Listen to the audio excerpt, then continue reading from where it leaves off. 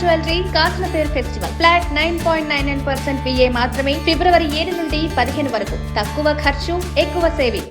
రెండు కత్తులు ఒక వరలో ఇమడవని సామెత ఉంది. ఇప్పుడు అమెరికా ఒకవైపు, రష్యా మరోవైపు, మధ్యలో భారత్ ఉంది. బ్యాలెన్స్ చేసేందుకు భారత్ ప్రయత్నాలు కొనసాగుతున్నాయి. కానీ అమెరికా పట్టుదల ముందు భారత్ మధ్యంతర వాణిజ్య ఒప్పందానికి సిద్ధపడాల్సి వచ్చింది.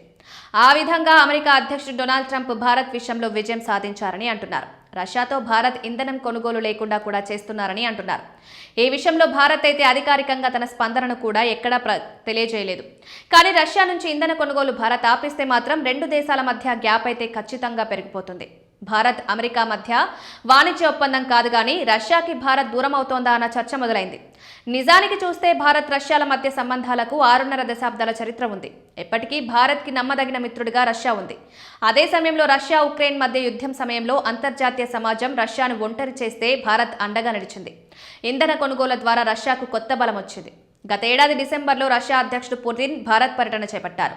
ఈ సందర్భంగా రెండు దేశాధినేతలు తమ దేశాల మధ్య స్నేహం గురించి గొప్పగా చెప్పుకున్నారు. మరి అంతలోనే ఎంత మార్పు అన్నట్లుగా అమెరికా డీల్ వచ్చిందని అంటున్నారు. ఈ క్రమంలో రష్యా చూపు పాక్ మీద పడిందని అంటున్నారు. తాజాగా పాకిస్తాన్లోని ఇస్లామాబాద్లో బాంబు పేలుడు సంభవించి 36 మంది మరణించారు. ఈ ఘటనకు స్పందించిన రష్యా అధ్యక్షుడు పుతిన్ పాక్ అధ్యక్షుడు జర్దారీకి, ప్రధాని షరీఫ్కి స్వయంగా మెసేజ్ పంపాడు. జరిగిన బాంబు దాడి పట్ల సంతాపం తెలియజేస్తూనే తాము ఉగ్రవాదానికి వ్యతిరేకంగా సాగే పోరులో పాక్కి అండగా ఉంటామని హామీ ఇచ్చారు. దీంతో అంతర్జాతీయంగా కొత్త బంధానికి అవకాశం ఏర్పడుతోందా అన్న చర్చ తెరపైకి వస్తోంది. ఇక చైనా రష్యాల మైత్రి చెప్పాల్సింది లేదు. చైనా భారత్కి పక్కలో బల్లెంగా ఉంటుందని తెలుస్తోంది. అయితే రష్యా భారత్కి మిత్రుడు కాబట్టి ఆ ప్రభావం కూడా చైనా మీద ఎంతో కొంత ఉందని, అందుకే అంతగా దూకుడు చేసేది ఉండదని అంటారు.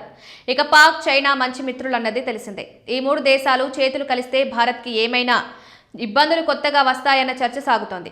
ఇక్కడ మరో విషయం, భారత్ ఏనాటికి రష్యా బంధాన్ని వదులుకోదు.